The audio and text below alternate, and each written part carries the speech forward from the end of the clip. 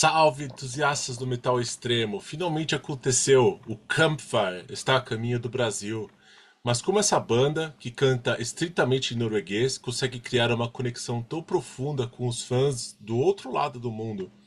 Eu bati um papo com o guitarrista Ole Hartvigsen sobre essa primeira vinda ao país, os desafios de traduzir a atmosfera dos álbuns para o caos do palco e como a entrada dele mudou o DNA da banda desde o álbum Mare. Se você quer entender os bastidores de uma das bandas mais respeitadas da cena atual, fica aí que a conversa está imperdível.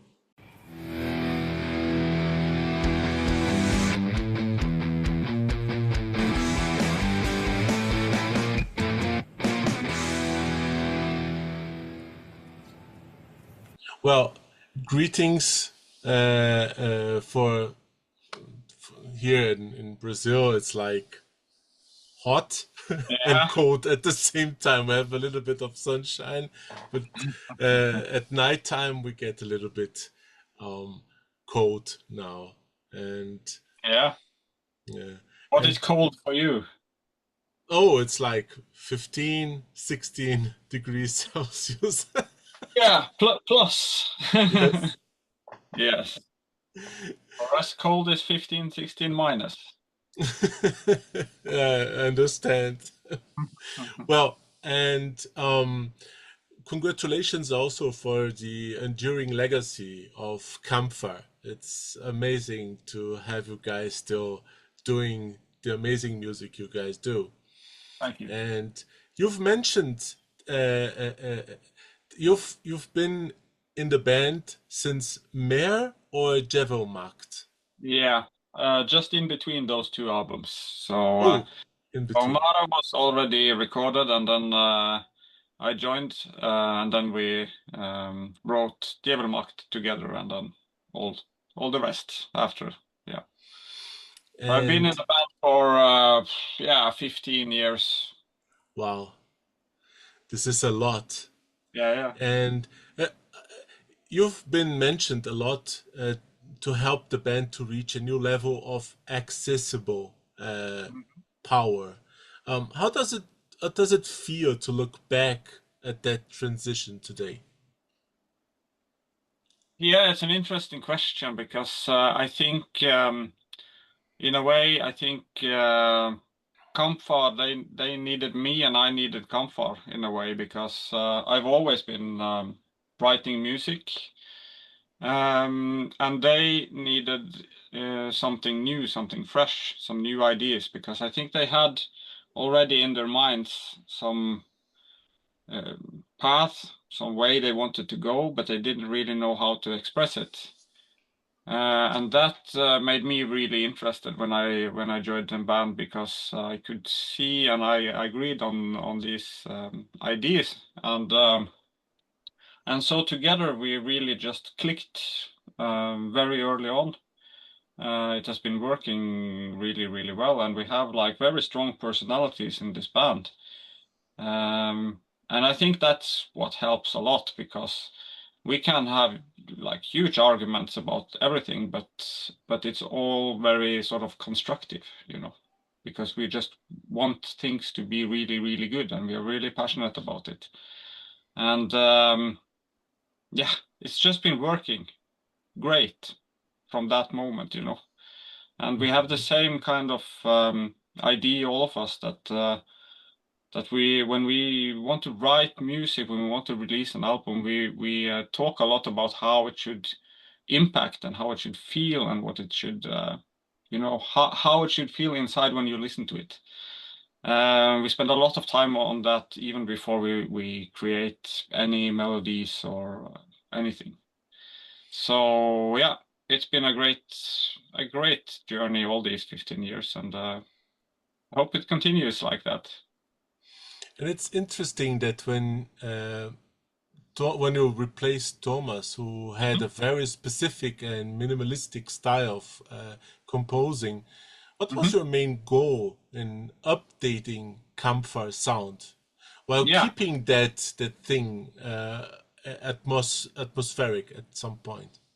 Yeah. So So when I started, when I joined the band and when I started working on ideas, I mean, they had already recorded Mara, and that had already set a certain new way for the band. But I spent a lot of time, digging very deeply into the old albums and old songs, and finding things that I thought should, keep the link going forward, while still, having my own ideas and having the discussions with the guys in the band. And I think especially the second album, Fra Underverden, was really important because that had a certain kind of feeling and atmosphere that I thought we could bring with us more and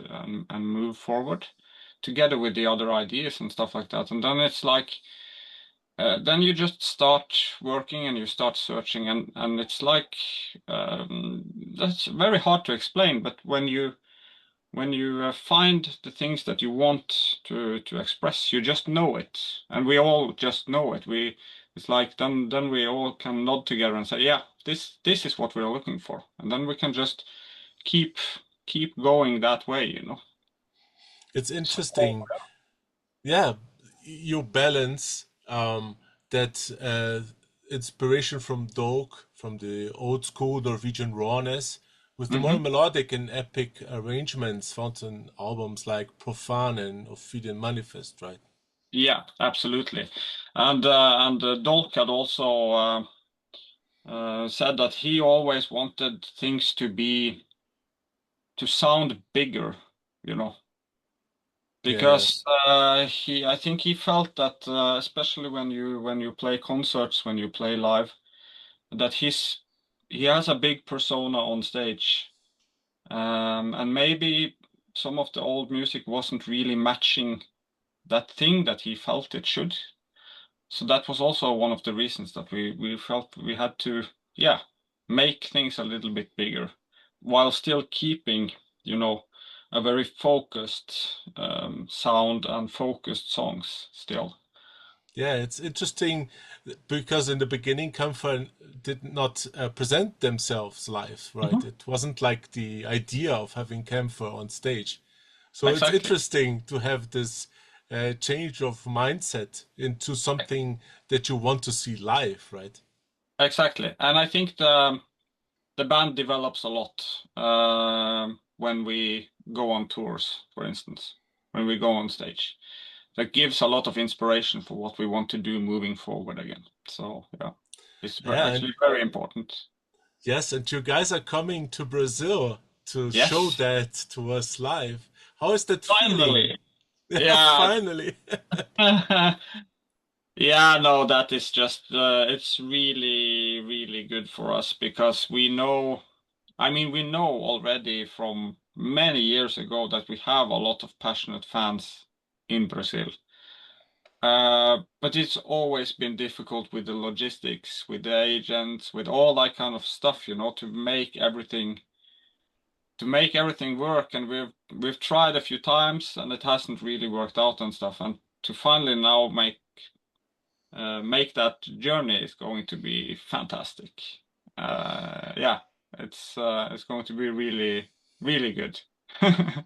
And it's interesting that in South America we are so connected to darkness, even Yeah, though, and we yeah, did create like we were one of the founders of black metal with Sarcophago, right?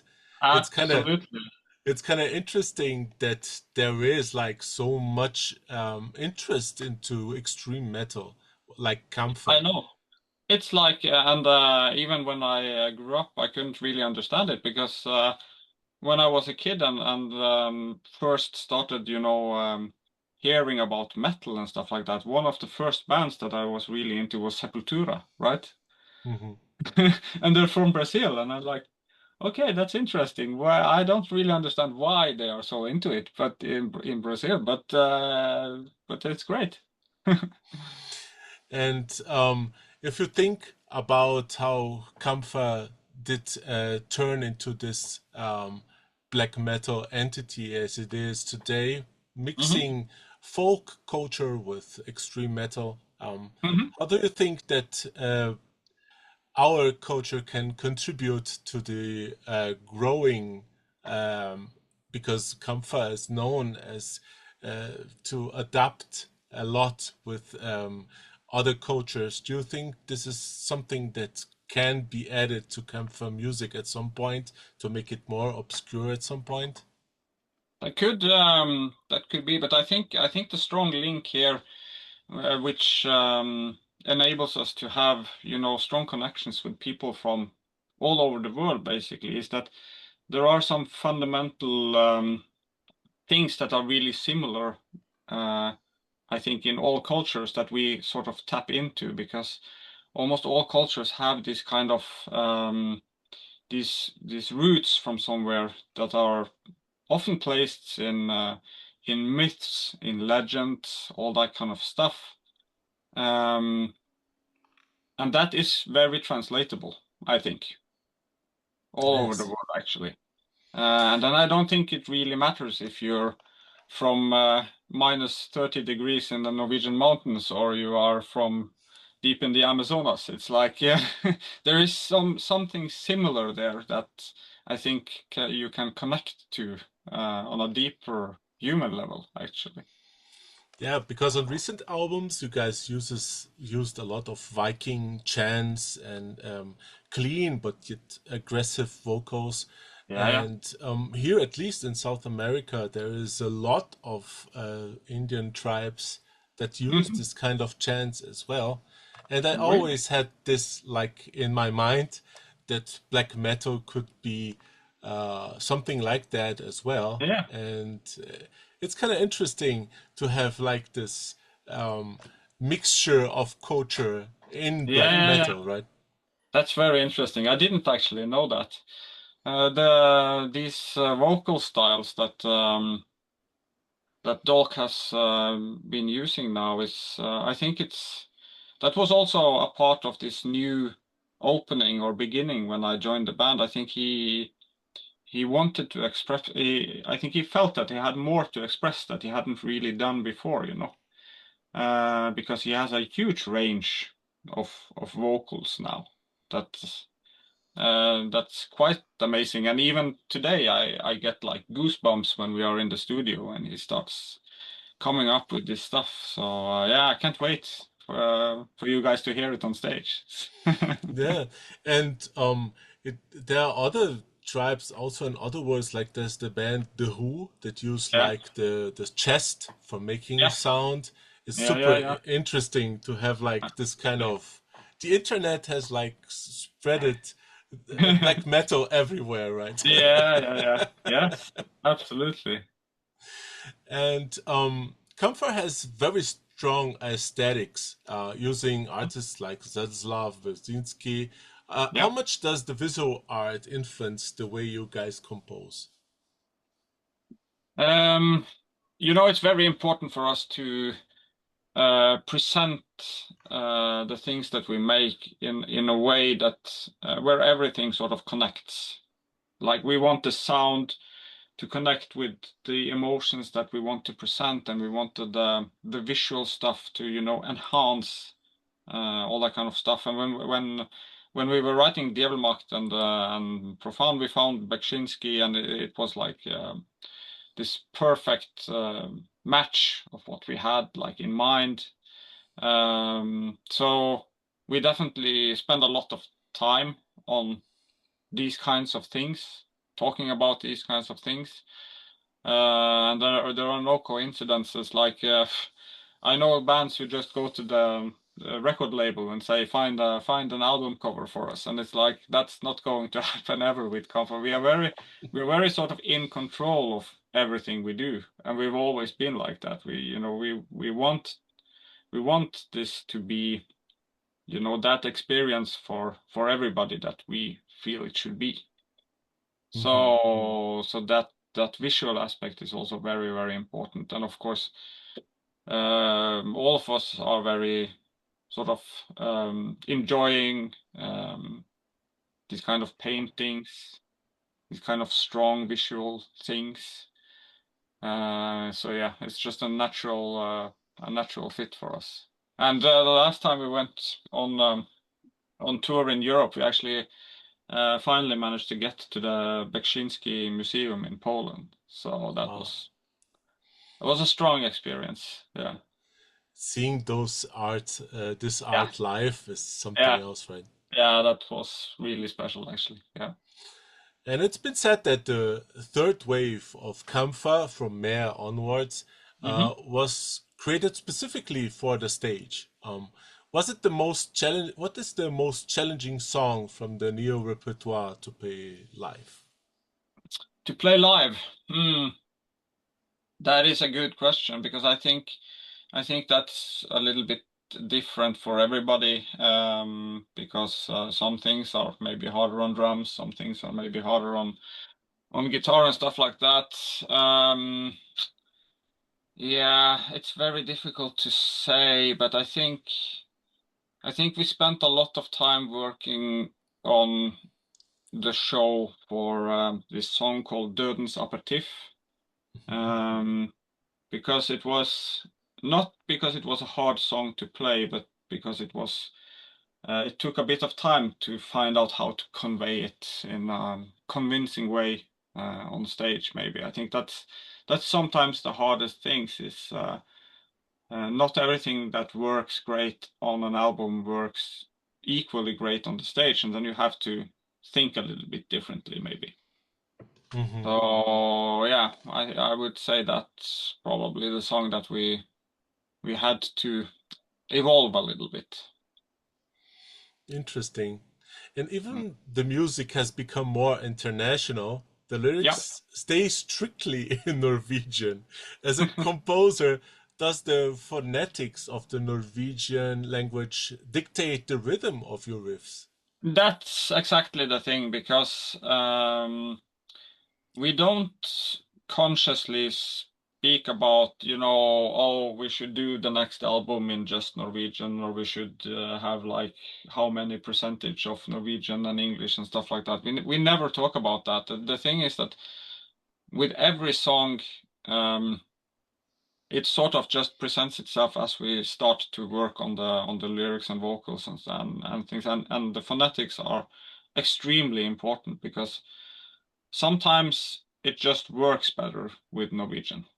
A lot of times it works better with Norwegian. Sometimes it works better with English, but it's very much up to the song and what we try to convey. And I think that the last album, for instance, had a very strong Norwegian heritage almost, and it couldn't be done in English. Basically, it just had to be like that.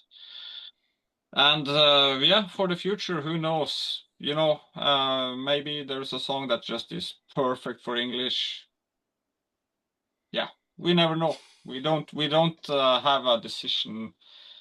We don't do. I mean, we don't really think like strategically in any way. We've been doing this for so many years now that we just do what we want basically and what feels right all the time. This is cool. Yeah. And the band is famous for never releasing a bad song, and I completely agree with that. Oh, thank you. Is there a quality control filter that a song must pass through before it becomes a comfort track? I mean, I think that comes back again to the fact that we are very we are individuals with very strong opinions, all of us, and we will never hide what we think when we work together. So I think if anything is going in the wrong way, in the wrong track, we will sniff it out very quickly. There will be a feeling that this isn't working really well, and also I think it has something to do with the fact that we never put like a time pressure on ourselves. We never set like deadlines or anything early on because we've always said that when for instance, when we're asked about, well, when's the next album coming, or what's the plan for the next few years and stuff like that, and we always say, and we really mean it, that we never know when we release a new album if there is going to be a next album, because if we can't find what we want, if we can't, find the ideas and create the songs that can convey that, then we won't release, basically, because we don't do it on schedule. And I think that will always, lift the quality, because we don't have to do this. It's we want to do it. That's the difference, I think. And you've been working the lyrics more towards pagan context.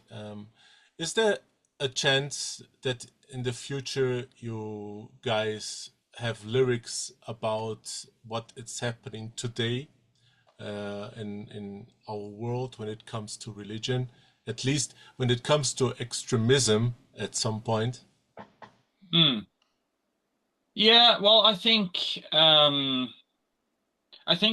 all of us in the band are in line with the fact that to create really, really good art that can survive for a long time, it has to be a little bit timeless, or maybe not timeless, but not too connected to what is going on right now, because you never know how that looks when you look back on it. It gets very framed easily, and that can make it sound very old very, very quickly. But on the other hand, we always try to link, even if the thematics are sort of timeless and sort of old, you can always find some links back to what is going on in the contemporary.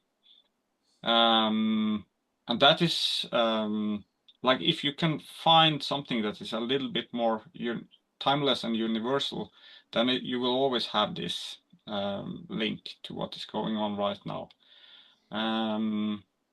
So it will be more, in the sub-context, maybe. Because I don't think we will ever sort of try to reflect what is going on, right now, right here.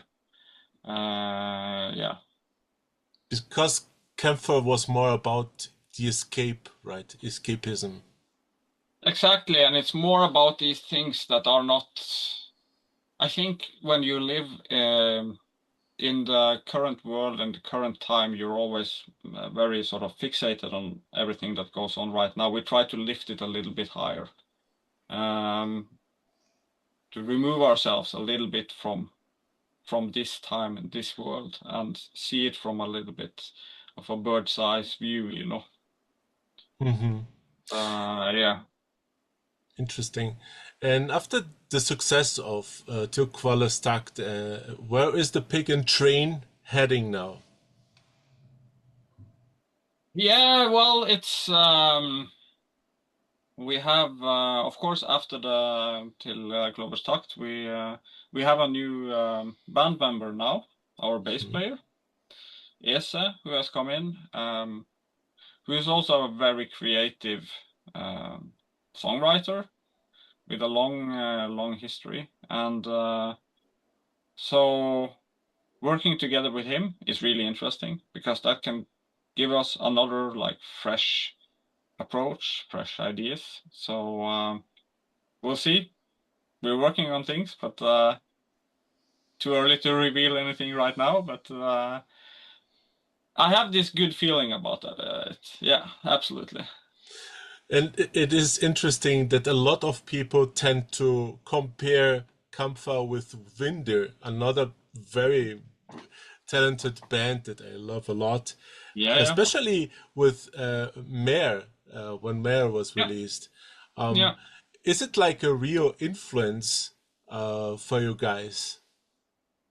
It's hard to say. It's a little bit of a coincidence, actually, because where I grew up, that was just like a few kilometers away from the Winder guys, in this small place in the western part of Norway. So I knew them from very early on, actually.